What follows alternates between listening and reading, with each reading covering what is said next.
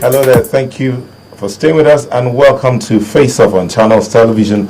I am Nelta Igbe. Today we're coming at you straight up from our studios in Abuja. Now, why are we here in Abuja? This is the seat of government, and one of the things that has bothered a lot of Nigerians is what happened in the National Assembly just before the year wound down, where 37 People's Democratic Party lawmakers defected to the All Progressives Congress. Now, after that happened, a lot of things began to arise. In 2014, January to be precise, the All Progressives Congress gave its lawmakers a directive to block all executive bills, including the 2014 budget, until such a time as the issues in the Rivers State are resolved. Well, that directive raised a lot of concerns from different quarters in Nigeria. Now, in that same 2014, the issue of leadership in the National Assembly also arose. Who is the majority leader? Who is the minority leader? Well, we hope that we'll be able to resolve all of this before we end today's show. Now, remember, there was an example that someone came up with in 2013 when the Republicans and the Democrats in America had a face-off. Now, how did it happen? They refused to grant President Obama his request, and there was a negotiation. Would that be the case here? What kind of negotiations are we going to have? Well, these are some of the things we hope to get resolved today on Face Up, and I have two gentlemen in the House, both of them members of the House of Representatives, Mr. Honorable Emmanuel Jime from Benue State All Progressives Congress. Thank you for coming on the show. Thank you very much. A pleasure to be here. And Honorable Beatrice Kaze of the People's Democratic Party from Plateau State. Thank you for coming on the show. Thank you. Good evening, viewers. Well, gentlemen, this is what we want to look at today. The situation that arises, the question of effective legislation versus party directives. Please state your stand just before we go on break, and I begin with you, your position. I will begin with the question. And my question would be, before 37 colleagues attempted to defect, they went to court, they obtained an injunction, the leadership and indeed the House as a law-abiding body submitted to the injunctions of the courts. Then there was this threat, like you said in your opening introduction, to tamper with leadership positions, purportedly with regards to the change in majority, alleged change in majority in the House. Of course, there was another injunction. All of a sudden, there was an emergency meeting of the APC, and they declared they were not going to obey the court injunction because it was a black, quote-unquote, black market injunction. The question would be... Okay, can I ask you a question before we need to go? Yes, go ahead. No, ask your question. My question would be, why would you seek to approach a court and then refuse to obey another injunction just like yours? Because they approached the court. So why would they reject a court injunction? Okay. Your position before we go on break. Well, first the question I believe which you have asked us, is regarding the issue of party directives and indeed how those directives may impact on the efficacy of legislation. I would prefer to deal with the question as you asked. And to say very quickly that I believe because of the infancy of our democracy, there are certain legitimate instruments that are available to the machinery of government for people to be able to hold other arms of government to account, especially members of parliament. And one of those instruments is the capacity of the legislature to tell the executive arm of government that unless and until you do certain things, we have the capacity to hold you to account by refusing to accede to some of the requests that you may make. Okay. Now, okay, we'll come back to continue the conversation. We'll take a quick break, and when we return, we'll continue with our conversation. Question is, effective lawmaking as against party directives, how would it play out? We'll be back shortly. Please don't go away. Welcome back. We're talking effective lawmaking versus party directives. How has the directive from the APC affected lawmaking? How is it likely to affect lawmaking in the National Assembly? And I have two lawmakers in the House. But you too can also be a part of the conversation by sending in your tweets, or tweet at Nelta Egbe or at FaceUp today, or send your mail to faceup@channelstv.com.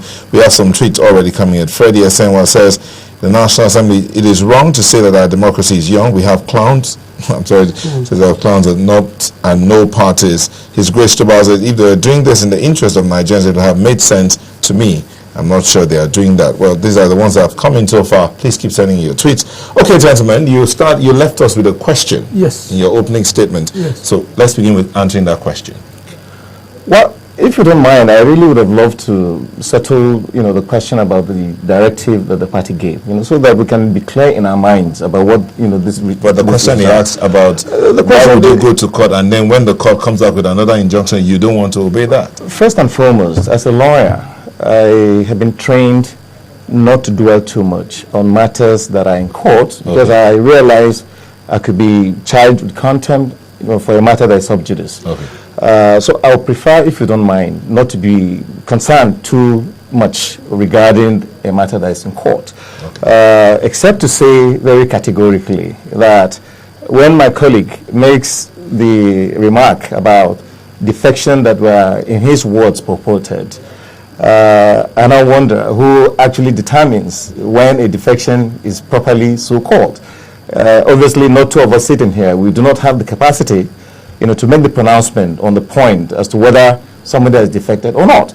That having been said, this is a matter, like I said, that is properly, right now, located within the jurisdiction of the law courts.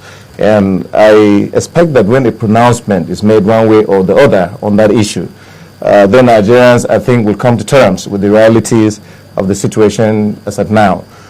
Which is why I was more concerned, if you don't mind, regarding this issue of party directives and how they, impact on our capacity to legislate. And I was saying that because of the infancy, and I say this with all due sense of responsibility, I mean, we have countries that practice democracy 300 years plus. We are less than 20 years in our democracy. So for all intent and purposes, you can call our democracy an infant democracy. I agree with people who say that because of the experience of other people, that we have an opportunity to learn faster and therefore be able to deliver on democracy a lot faster. You cannot deny the fact that our democracy is young.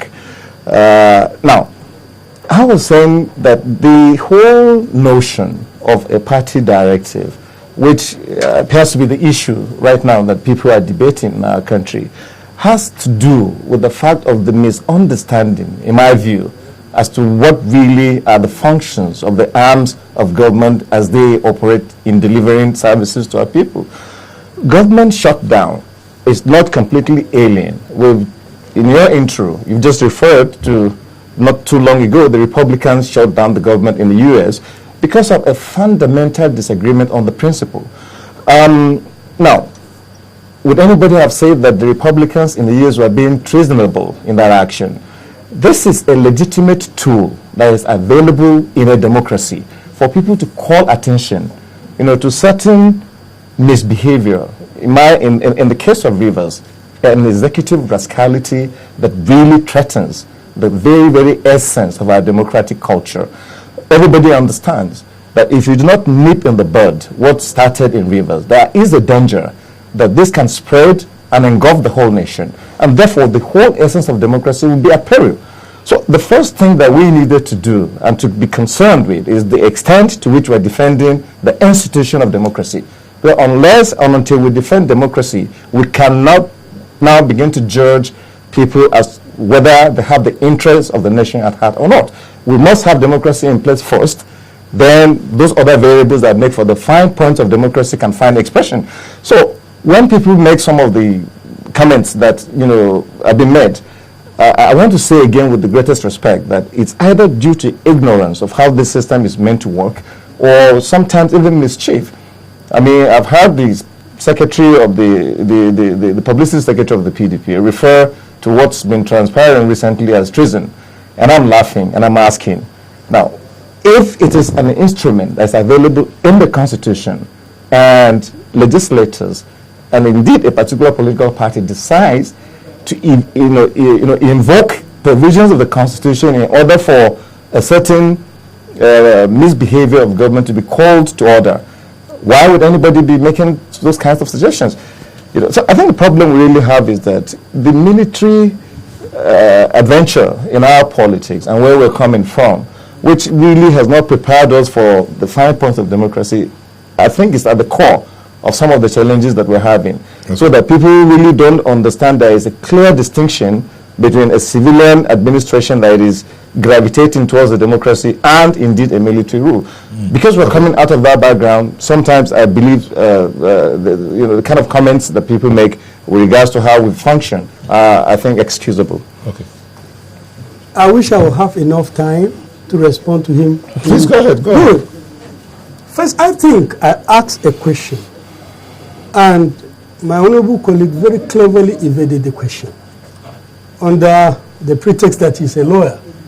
The question I asked is not a subject of any court case anywhere.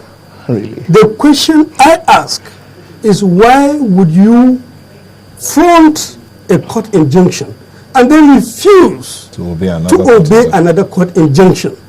That is the question. That is not... Please, if I may inform, okay. When you speak about an injunction, that, as a lawyer, presupposes that there is a litigation that is ongoing. So if my friend doesn't know, he should know.